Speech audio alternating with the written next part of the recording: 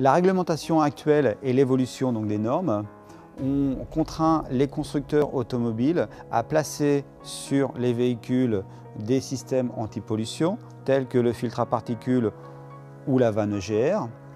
Malheureusement, les conditions de roulage telles que la circulation urbaine, les trajets courts ne permettent pas un fonctionnement optimum de ces éléments. Ce qui entraîne l'encrassement du système d'injection, l'encrassement des filtres à particules ou bien encore du circuit d'admission d'air. Notre circuit d'admission d'air se compose d'une arrivée d'air extérieur. On arrive à notre filtre à air, on passe par le débitmètre d'air, on va au turbo. Du turbo, on arrive à l'échangeur, durite d'entrée échangeur, sortie échangeur, RR. On va au boîtier doseur, appelé aussi boîtier papillon, et ça se termine par la pipe d'admission. Pour réaliser ce nettoyage, nous allons utiliser le programme numéro 2 de la machine 360. Le programme numéro 2 comprend une carte électronique qui nous permet de régler et d'afficher le nombre d'impulsions voulues par minute. La touche ON pour mettre le programme en route ou bien encore pour l'arrêter. La connexion de la machine sur le véhicule se réalise au moyen d'un flexible d'1,80 m muni d'un petit venturi.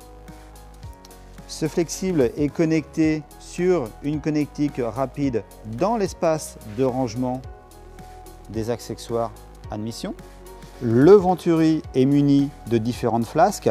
Flasques à choisir selon le circuit d'admission du véhicule. La flasque de 6 cm, la flasque de 9 cm ou encore la flasque de 13 cm. Dans le cas où le véhicule comprend 2 circuits d'admission, on a possibilité de rajouter un deuxième venturi. Pour cela, on déconnecte le tuyau de la machine. Je viens ensuite le connecter sur le Y. Et ensuite, je connecte l'extrémité de mon Y directement sur la machine. Et on se retrouve donc avec un système comprenant 2 venturis. Pour réaliser ce nettoyage, nous avons besoin d'une solution spécifique adaptée à cette opération. Dans un premier temps, prendre connaissance de la notice, faire la lecture des codes défauts,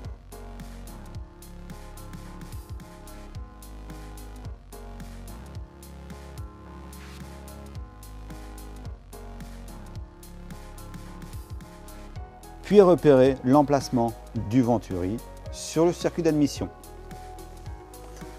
On enlève donc la durite placée entre l'échangeur et notre conduit d'admission pour permettre le placement du venturi. Je sélectionne ensuite la flasque pour mon nettoyage. En l'occurrence, là, on va pouvoir prendre donc la petite flasque que je vais placer sur mon venturi. On verse ensuite la solution de nettoyage dans le réservoir d'admission. Nous allons donc placer le venturi. Pour cela, mettre le véhicule en marche, ce qui permettra donc l'aspiration et le plaquage du venturi sur la conduite d'air du moteur. Dans certains cas, nous sommes obligés de débrancher électriquement le débitmètre pour permettre au moteur de tourner de façon régulière. Puis on connecte la machine à la batterie.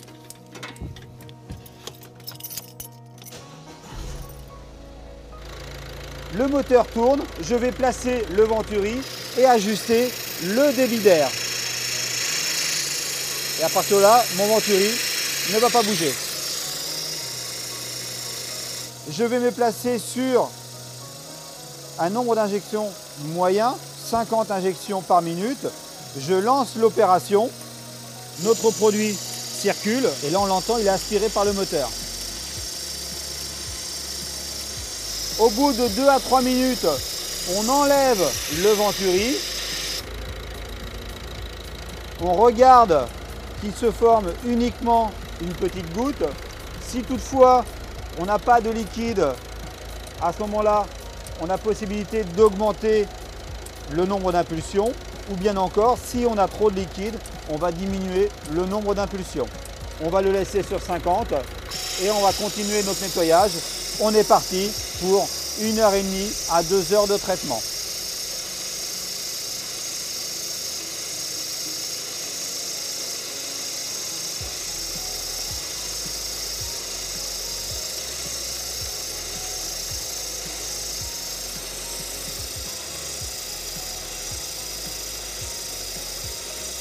Notre nettoyage est terminé, nous n'avons plus de produit donc dans le bocal.